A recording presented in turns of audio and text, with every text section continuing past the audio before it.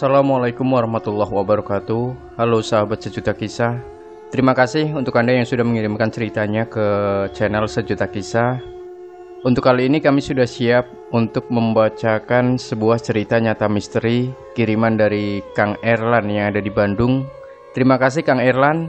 Dan untuk yang lain, cerita misteri Anda masih kita tunggu. Bisa kirimkan via email yang ada di deskripsi maupun lewat WA admin. Durasinya bebas, bisa 1 jam, 2 jam, 3 jam, dan seterusnya. Dan yang malas mengetik, boleh gunakan voice note. Oke, untuk kali ini, sebuah kisah nyata misteri kiriman dari Kang Erlan berjudul Penghuni Area Pabrik. Assalamualaikum, salam buat kru Sejuta Kisah, juga pendengar setianya. Izinkan saya mau berbagi kisah mistik lagi. Kali ini real pada saat saya lagi kerja sebagai keamanan di salah satu perusahaan di wilayah Kabupaten Bandung yang bergerak di bidang industri kain. Langsung aja ke ceritanya. Pada cerita ini, saat itu saya sudah 3 tahun jadi petugas keamanan perusahaan. Areanya cukup luas, juga berdampingan dengan perusahaan yang lain di bidang yang sama. Kalau lagi aktif, perusahaan ini ramai oleh karyawan yang dibagi 3 shift, jadi full non-stop, mesin terus beroperasi. Tapi pada saat libur panjang, suasana sepi karyawan. Pada libur, suasana mistik sangat kental terasa, entah sejak kapan pabrik ini didirikan. Menurut info yang saya dapat, pabrik ini sudah sejak zaman Jepang sudah ada, dari tangan ke tangan kepemilikannya, hingga saat saya bekerja. Bos pabrik sudah dipegang orang Chinese dan konco-konconya. Saya gabung sejak tahun 2006 sampai 2012. Banyak hal mistis yang saya dengar, baik dari karyawan pabrik sendiri maupun dari senior-senior saya sendiri yang dulu. Tapi buat saya pura-pura cuek aja, yang penting saya tidak ganggu dan tidak mau diganggu oleh makhluk-makhluk gaib. Saya hanya percaya bahwa selain manusia, ada juga makhluk gaib. Saya juga dapat cerita dari karyawan yang melihat ada orang tanpa kaki yang duduk di atas mesin, membelakanginya. Juga ada suara tawa perempuan yang membuat merinding yang mendengarnya. Otomatis karyawan tersebut lari dari tempat istirahatnya. Memang sih, pabrik tersebut setiap malam Selasa sama malam Jumat selalu membuat sesajen. Sesajennya sih sederhana, kelapa muda, telur ayam kampung, kopi, susu, dan bungkus rampe komplit yang ada di pasar disimpan di 4 tempat. Nggak tahu sejak kapan itu dilakukan, yang pasti saya tahu betul itu dilakukan. Dan sesajen itu disimpan oleh pawang khusus yang saya kenal, Pak Utis, almarhum. Sosok yang ramah, sederhana, namun punya kelebihan dalam hal gaib, hingga dipercaya oleh perusahaan untuk menangani hal-hal yang berbau mistik. Pernah suatu ketika sesajen tidak dibuat karena supir pabrik lupa untuk membelinya. Malamnya terjadi kecelakaan, pegawai operator mesin nggak tahu. Kebetulan atau faktor oleh makhluk penghuni di sana, wallahu a'lam, saya nggak tahu. Tapi kalau faktor kebetulan, sudah beberapa kali terjadi hal yang sama. Sesajen tidak dibuat itu, saya saksikan sendiri. Yang paling membuat saya makin yakin akan hal gaib yaitu kejadian pada saat libur lebaran, waktu jaga malam.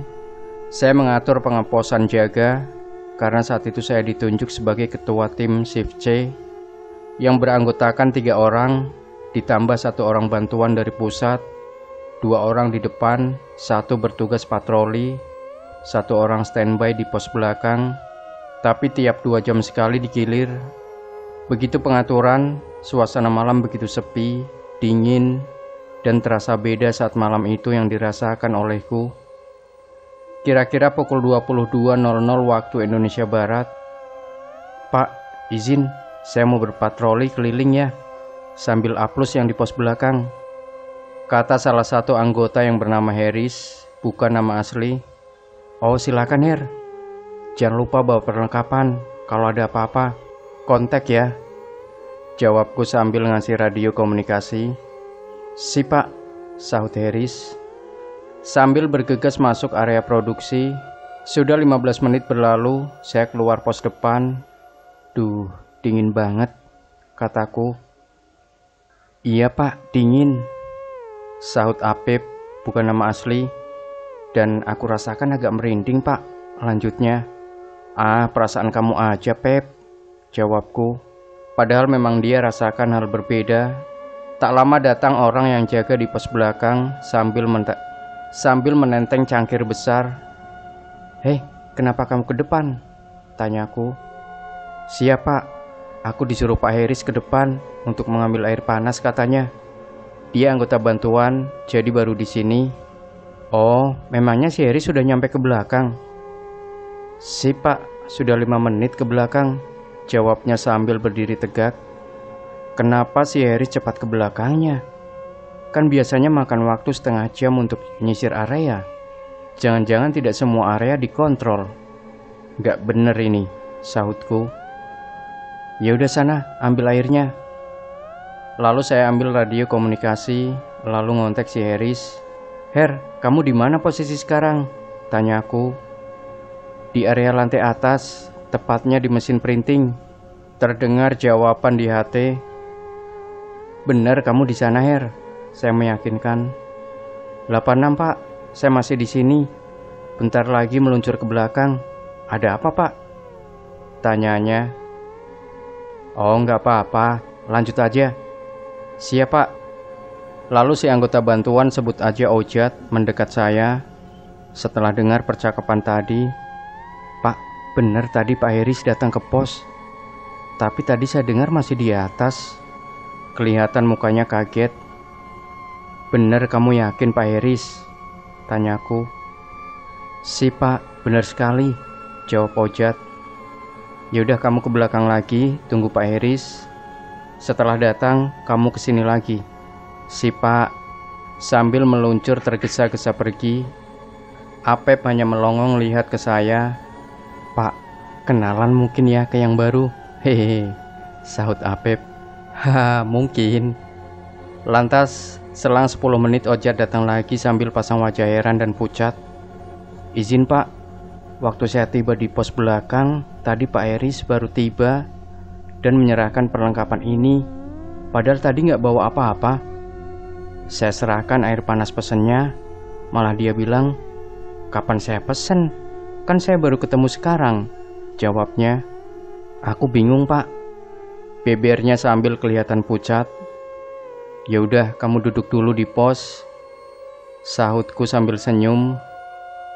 Jam sudah menunjukkan pukul 2 waktu Indonesia Barat. Saya berpatroli ke seluruh area.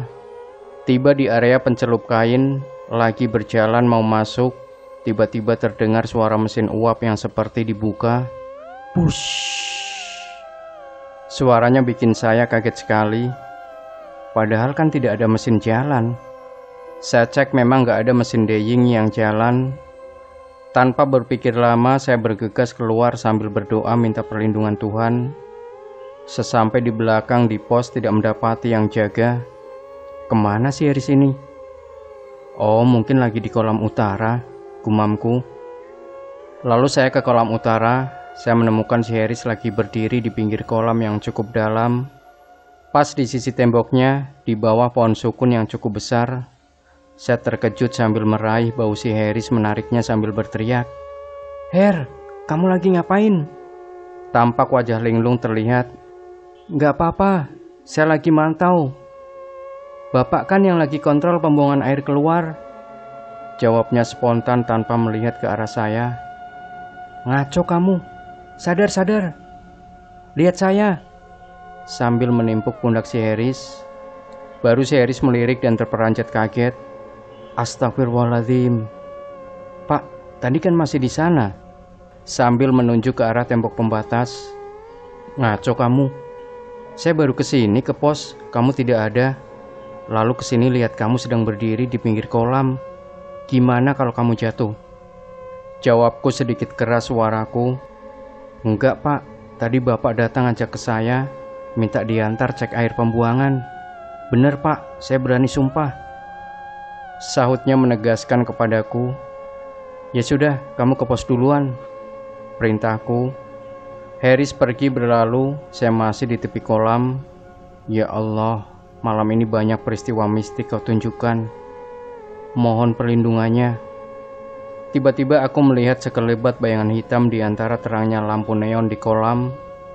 Lalu saya tidak berpikir lain.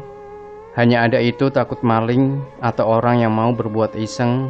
Lalu saya turun menuju yang ada bayangan tadi. Di ujung kolam utara, di bawahnya ada bak penampungan kira-kira 2 meteran. Saya sorotkan lampu senter ke bawah. Sontak tubuh ini seakan tidak bisa digerakkan. Merinding seluruh tubuh ini ketika melihat ada sosok yang sedang duduk membelakangi. Kakinya main air, rambutnya panjang gimbal, kain baju kusam kotor. Masya Allah, astagfirullahaladzim. Saya berdiri tepat di atas, mau memejamkan mata seakan susah, terus menatap ke arah sosok tersebut. Saya berdoa dengan ayat-ayat Al-Quran yang saya tahu, terutama ayat kursi, sambil berusaha menggerakkan tubuh. Perasaan campur aduk aku rasakan, tapi alhamdulillah, atas pertolongan Allah, saya tidak pingsan dan akhirnya bisa menggerakkan tubuh. Seiring sosok di air itu hilang, dibarengi dengan muncratnya air ke atas, saya bergegas ke pos sambil tidak berhenti-henti bersyukur. Pak, tadi lagi apa di sana? Saya lihat Bapak hanya berdiri sambil pegang senter. Lama loh saya perhatikan. Oh gitu, gak apa. Tadi ngintip ikan mujair. Hehe. Saya berusaha menyembunyikan kekagetanku. Yaudah, aku ke atas ya, sahutku. Pagi hari saya serah terima tugas ke shift pagi. Akhirnya bisa pulang. Di waktu giliran shift pagi, sore harinya pabrik masih libur. Kebetulan saat itu mau malam Selasa. Pak Utis datang biasa mau menyajikan sesajen. Sebelum dimulai, saya minta waktunya ke Pak Utis untuk menceritakan kejadian waktu itu. Pak Utis tersenyum kecil manggut-manggut sambil serius mendengarkan cerita saya. Nah, gitu Pak Utis, pungkasku. Saya juga waktu itu merasakannya, sahut Pak Utis. Saya mau kesini tapi tidak jadi karena ada keponakan datang, lanjutnya. Oh gitu Pak, terus gimana? Apakah tidak akan terjadi apa-apa ke teman saya? Tidak Pak, hanya usil yang di belakang. Nanti sekalian saya lihat ke belakang, jawabnya. Makasih Pak Utis, sautku. Oh ya Pak, mau tahu nggak yang gaib di sini? Kalau berkenan, ayo ikut, saya perlihatkan, tanya Pak Utis. Maksudnya gimana? Balik nanya saya. Ini, kalau Bapak mau tahu yang gaib, nanti saya buka mata batin Bapak, tapi Bapak harus tenang, kuat untuk melihat sosok yang aneh. Gitu Pak, jawabnya. Oh, apakah saya bakal tidak apa-apa Pak Utis, sahutku. Ya kalau kita bisa lihat ke mereka, otomatis mereka juga akan tahu dan bisa berinteraksi, katanya. Keraguan dan rasa penasaranku bergejolak di hati. Akhirnya saya mengiyakan. Baiklah, bentar lagi maghrib, kita siapkan sesaji dulu, kata Pak Utis sambil menuju dapur yang ada di sana. Pak Utis mengambil daun sirih dan air putih. Sini Pak, mendekat. Saya buka mata batin. Tapi nanti kuatkan hati, siapkan mental ya. Saya percayalah ke Bapak. Maaf ya, katanya, sambil menekankan daun sirih yang sudah dicelupkan ke air putih. Kening saya tiba-tiba terasa ada rasa hangat di kepala saya. Dan pleng, terasa gelap penglihatan saya. Tapi tak lama berangsur normal kembali. Tapi ada sesuatu yang hangat di antara mata saya. Alhamdulillah, alhamdulillah, sudah, sahut Pak Utis. Sudah ya Pak ya? Tanyaku. Iya udah, jawab Pak Utis pendek. Mari Pak, ikut sama saya nyimpen sesaji ini di gardu listrik di belakang pos depan.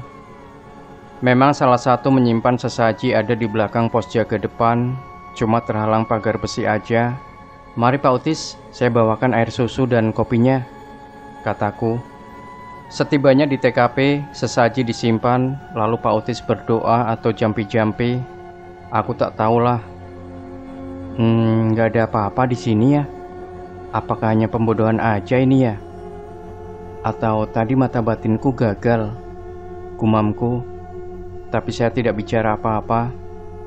Tiba-tiba Pak Utis bicara, "Mari Pak, kita lihatnya agak jauh dari sini." "Kenapa Pak Utis?" tanyaku. "Lihat aja nanti ya, jangan jauh dari saya." "Iya Pak." Saya menuruti aja kata Pak Utis. Tiba-tiba ada angin dingin melintas ke tengkuku, dan seketika itu tak jauh di depanku sesosok kakek-kakek. Bajunya putih compang-camping, celana pendek selutut yang sobek-sobek. Pas saya lihat ke mukanya, subhanallah. Saya kaget terasa lemas tubuhku. Wajah kakek tersebut bopeng sebelah, mukanya hancur, mata keluar sebelah. Satu lagi tidak ada, dan ada bercak-bercak darah di baju lusuhnya. Rahang hampir lepas ke bawah. Sungguh hancur. Saya terbengong terpana dengan pemandangan di depan. Terasa ada aura hangat di tangan kurasakan. Tangan Pak Utis memegang tangan kananku sambil berbisik, "Kendalikan pikiranmu Pak." Membuat saya kembali berusaha tenang. Belum lagi fokus, terasa ada aura dingin lagi kurasakan. Tak jauh dari sosok kakek, telah berdiri sosok wanita berbaju khas kebaya zaman dulu, lengkap sanggulnya membelakangi kami. Sontak saya down lagi. Menjalar ada panas dingin yang hebat di tubuhku. Apalagi pas berbalik, wanita itu rata tidak berwajah. Saya benar-benar shock sekali. Untung Pak Utis membantuku. "Tenang, tenang. Itu hanya arwah orang yang dulu. Tidak akan apa-apa." Seruan itu tetap tidak membuatku tenang. Akhirnya Pak Utis menuntunku keluar. Yang aku rasakan saat itu antara rasa sadar dan tidak sadar. Beberapa saat kemudian saya didudukan di pos. "Nih, minum air ini." Terdengar suara pelan. Saya minum, baru kesadaranku kumpul lagi. Terlihat dua teman saya sedang menatapku, dan Pak Utis berdiri di sampingku. "Gimana Pak, mau lanjut tidak? Ini bentar lagi adzan maghrib," tanya Pak Utis. "Enggak Pak, tak sanggup. Tutup lagi Pak mataku, saya belum siap." "Ya sudah, saya cabut. Tapi sebelumnya, ayo ikut dulu ke dapur," kata Pak Utis. "Mau apa Pak?" tanyaku balik ke Pak Utis. "Iya, di dapur dicabutnya." "Oh gitu," jawabku. Saya bergegas mengikuti Pak Utis yang sudah duluan pergi. "Pak, saya izin ikut temanku sambil berlari, oke? Tapi satu orang di sini ya," sautku. Setibanya di dapur, saya melihat Pak Utis sedang berdiri dekat kursi, melambaikan tangannya ke arah ruangan yang menuju ruangan kantor. "Ada apa Pak Utis?" "Nggak apa-apa, itu ada Neng Sri." "Neng Sri?" tanyaku. Saya menilik ke arah yang ditunjuk Pak Utis. Terlihat walau sedikit samar, terhalang kaca sosok wanita berwajah cantik, imut, tersenyum manja sambil memainkan rambut yang panjang hitam terikat dikedepankan, pakai kemben seperti putri dalam film kerajaan. Aneh, yang ini tidak membawa perasaan takut, tapi tenang, adem, tapi ada aura yang kuat hati. "Sudah, jangan terus ditatap, nanti Bapak bisa terbawa loh," terdengar suara Pak Utis. Sontak saya menunduk. Pas saya lihat lagi sudah tidak ada sosok itu. "Pak, itu siapa? Beda sama yang tadi. Tidak seram, tapi membuat saya adem," tanyaku. "Oh, itu Putri Jin. Umurnya sudah ratusan tahun. Penghuni rawa di sini. Nggak tahu pasti saya juga. Tapi yang pasti dia mempunyai aji sirip rasa. Cantik ya Pak? Kalau semua makhluk gaib gitu, tidak akan takut ya Pak?" "Hehe," candaku ke Pak Utis. "Ya tetap aja, sebaik-baiknya jin seperti orang jahil manusia," pungkasnya. "Sini Pak, saya cabut kembali. Nih, minum air ini." Lalu aku minum air pemberian Pak Utis. Terasa aliran hangat keluar dari kedua dahiku. Lalu gelap terasa. Tak lama normal kembali. Kulihat temanku bengong aja. Ya sudah Pak, saya mau naruh sesaji sisanya. Lalu Pak Otis pergi bawa sesaji sisa ke area belakang. Saya dan teman bergegas ke pos. Ada perasaan merinding melirik ke arah ruangan tadi. Sejak itu, ada kepekaan terhadap hal-hal gaib, walau tidak bisa lihat. Tapi saya kalau lewat tempat-tempat tertentu, ada rasa peka gitu. Pak, tadi gimana rasanya? Dan apa yang dilihat? Tanya temanku. Saya hanya tersenyum. Kalau diceritakan, takut membuat down mentalnya. Coba aja kamu tanya sendiri ke Pak Otis. Hahaha. Sambil melirik ke arah gardu, terasa ada yang mengawasi, tapi saya berusaha tegar. Terima kasih semuanya ke teman-temanku yang sampai saat ini masih bertugas di sana. Banyak hal manis dan pahit bersama. Moga kalian sehat-sehat selalu. Yang penting pegang keyakinan, selalu jalankan segala perintahnya, jangan takabur. Amin. Terima kasih. Cukup sekian ceritaku, dan nanti masih banyak cerita kisah mistis di tempat kerjaku ini. Lain waktu disambung lagi. Ingat, kita harus selalu tawakal. Maaf bila ada kata yang tidak nyambung atau kurang pas. Terima kasih untuk sejuta kisah. Semoga memberi kita hikmah. Terima kasih untuk Kang Erlan yang ada di Bandung, yang sudah berbagi kisahnya lewat WA admin. Dan untuk Anda jangan lupa, yang ingin mengirimkan cerita pengalaman mistisnya, bisa kirimkan via email yang ada di deskripsi, maupun lewat WA admin seperti Kang Erlan. Dan boleh menggunakan voice note. Durasinya bebas, boleh 1 jam, 2 jam, dan seterusnya. Satu lagi, jangan sampai lupa berikan komentar Anda, like, share video ini, subscribe channel Sejuta Kisah, dan kembali nantikan cerita-cerita misteri terbaru dari kami. Wassalamualaikum warahmatullahi wabarakatuh.